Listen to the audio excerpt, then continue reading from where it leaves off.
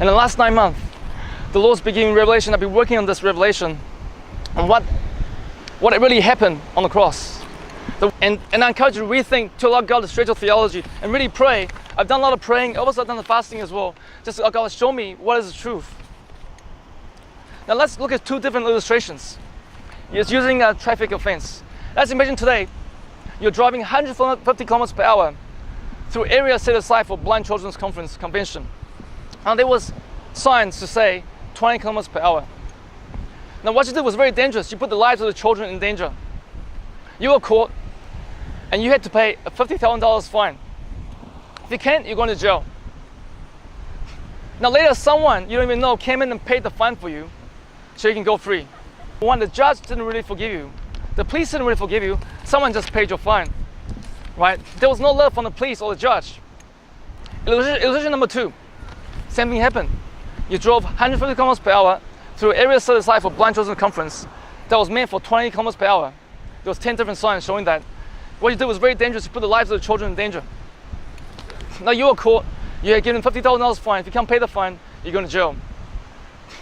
Now later, the judge said, you're forgiven. I love you. I give you another chance. You don't have to pay the fine. You're completely debt-free. Your fee is waived. You're free to go. You're innocent, just as if you never even did the thing. Just as if you never created the offense. Just as if you've never done that. Completely forgiven, no debt to pay. Because I love you, because I am love, I am forgiveness. There's no forgiveness in my blood, there's no forgiveness. I am love. I cannot but just forgive. You're free to go, but don't do it again. Now that's true love, that's true forgiveness. The judge actually forgave you. He said, you're free. You're forgiven, there's no debt to pay, you're free to go. And that's the good news of Jesus, that God forgave us. Because He is love. He doesn't need any debt to be paid in order for Him to forgive us, because He is love, He forgive us. Just like you with your friends, you do not need to make them suffer in order for you to forgive them. He says, I love you and I forgive you. There's no conditions, it's unconditional. I receive you, I keep no record of wrongs. You don't need to do anything for me to forgive you. It's all been paid, it is a gift. It is a gift. There's no requirement. Love is unconditional. Love does not require any payment in order to forgive. Because love is pure, love is sacrificial. Love is giving.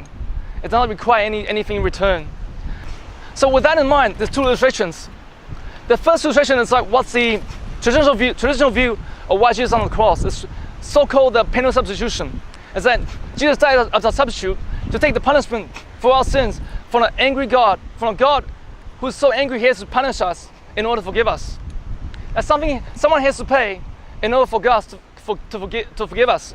That's the first view. Identify the anger of God. That God's anger had to be appeased. That someone has to pay in order for Him to feel better. Now the second view is so known as the Christus Victor. Or I'm adding some other things to that Christus Victor as well. As Jesus came, 1 John 3:8, the reason the Son of God appeared was to destroy the works of the devil. He came to destroy what Satan did in our lives. He came to the sin disease, the sinful nature that was in us. He came to destroy our slavery to sin. He just came to destroy the works of the devil in us. That we were in slavery to sin, in bondage to sin. And we were lost without hope, without God in this world. Jesus came to destroy the works of the devil and to give us life more abundantly, to reconcile us back to the Father, to heal us, to redeem us, to bring us into back relationship with our God, our Father, to bring us back into the meaning of life, which is Jesus Himself, which is knowing God.